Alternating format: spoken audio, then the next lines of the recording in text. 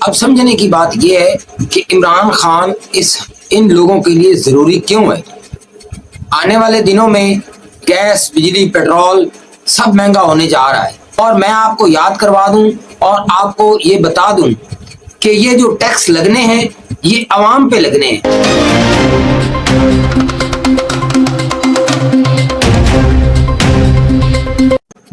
بسم اللہ الرحمن الرحیم۔ السلام علیکم ناظرین، میں احمد فراز ہوں، آپ لوہا 38 ٹی وی دیکھ رہے ہیں۔ سابق وزیر اعظم عمران خان کے بغیر گزارا ناممکن کیوں ہے؟ یعنی کہ سابق وزیر اعظم عمران خان کے بغیر گزارا کیوں نہیں ہے؟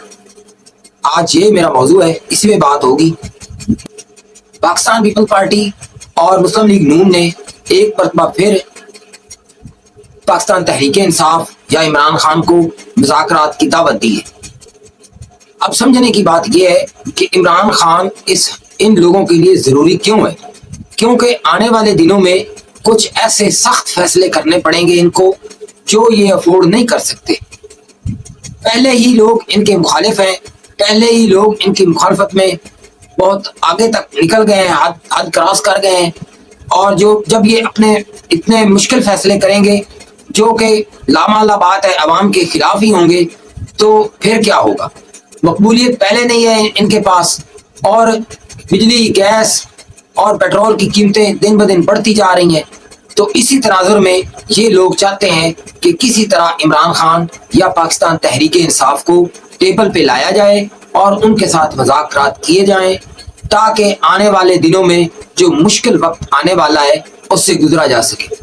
تحریک انصاف نے بھی مذاکرات کا ایک عجیب و غریب نقطہ بیان کیا ہے۔ کل رات شہریار افریدی کہہ رہے تھے کہ ہم ان سے مذاکرات نہیں کریں گے، ہم مذاکرات کریں گے تو D G I S I اور جو فوج کے سربراہ ہیں اس کے ساتھ مذاکرات کریں گے۔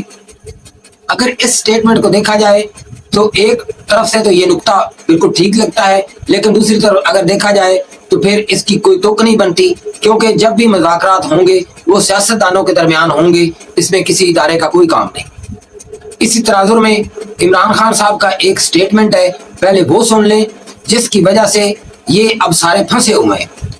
آپ یہ بتائیں کہ سندھ میں ان کی حکومت ہے، پنجاب میں ان کی حکومت ہے، بلوچستان میں اور وفاق میں بھی ان کی حکومت ہے، چلو کے پی کے میں ان کی حکومت نہیں ہے لیکن وہاں سے ان کو کوئی خطرہ نہیں ہے۔ اس کے باوجود شہباز شریف، مریم نواز اور بلاول اس قدر ڈرے ہوئے ہیں کہ وہ اب عمران خان صاحب کو بار بار مذاکرات کا پیغام بھجوا رہے ہیں، اور ڈرے ہوئے اسی وجہ سے ہیں کہ آنے والے دنوں میں جو سخت فیصلے کرنے ہیں اسی وجہ سے یہ ڈرے ہوئے ہیں، اور اب ہر وقت یہ صرف اور صرف عمران خان کی طرف ایڑیاں اٹھا کے دیکھ رہے ہیں کہ کسی بہانے عمران خان صاحب ٹیبل پہ آئیں اور ہمارے ساتھ مذاکرات کریں۔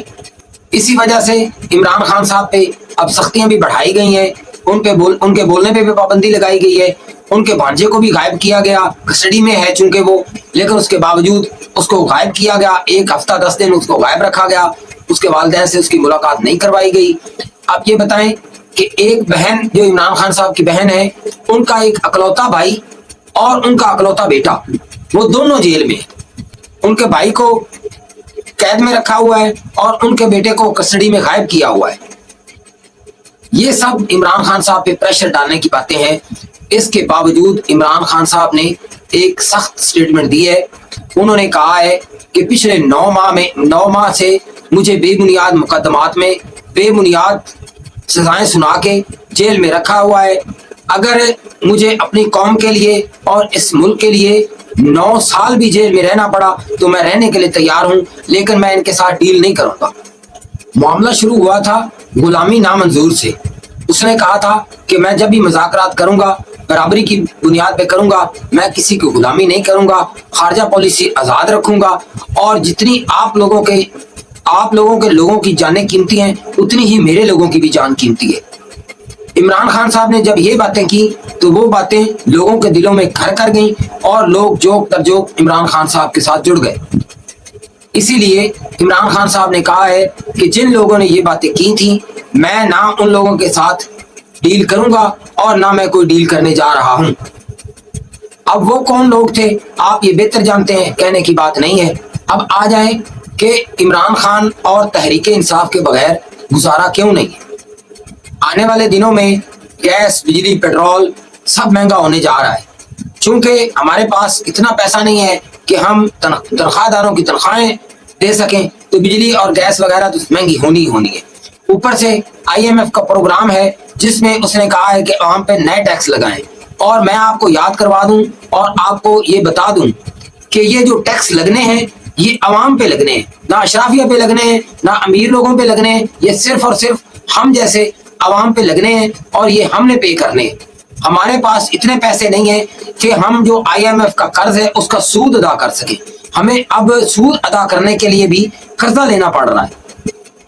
پاکستان تحریک انصاف نے ایک اور ایشو کھڑا کیا ہے کہ مبینہ طور پہ پاکستان کی حکومت نے امریکہ کو 2 ہوائی اڈے دینے کا ایک معاہدہ کیا ہے، اور PTI کی طرف سے یہ کہا گیا ہے کہ وہ اس معاہدے کو عوام کے سامنے لایا جائے اور اس کا جواب دیا جائے، کیونکہ آپ کو یاد ہوگا کہ شہباز شریف نے کہا تھا کہ ایبسولوٹلی ناٹ کہنے کی کیا ضرورت تھی۔ یہ اس وقت کہا تھا جب عمران خان صاحب نے، جب ان سے سوال کیا گیا تھا عمران خان صاحب سے کہ آپ امریکہ کو ہوائی اڈے دیں گے، تو عمران خان صاحب نے ایبسولوٹلی ناٹ کہا تھا۔ تو اس کے بعد جب شہباز شریف نے کہا تھا کہ ایبسولوٹلی ناٹ کہنے کی کیا ضرورت تھی، تو انہوں نے آمادگی ظاہر کر دی تھی۔ اس کا مطلب یہ ہے کہ اب پھر وہی ایشو کھڑا کیا گیا ہے اور امریکہ کو اڈے دیے جا رہے ہیں یا دے دیے گئے ہیں، یہ ابھی مبینہ طور پہ خبر آ رہی ہے۔ انشاءاللہ جب اس کی تفصیل آئے گی وہ بھی آپ کے ساتھ شیئر کروں گا۔ آج تک کے لیے اتنا ہی کافی۔ اپنا خیال رکھیے گا، اس چینل کا بھی خیال رکھیے گا، مجھے دعاؤں میں یاد رکھیے گا۔ اجازت دیجیے، اللہ حافظ۔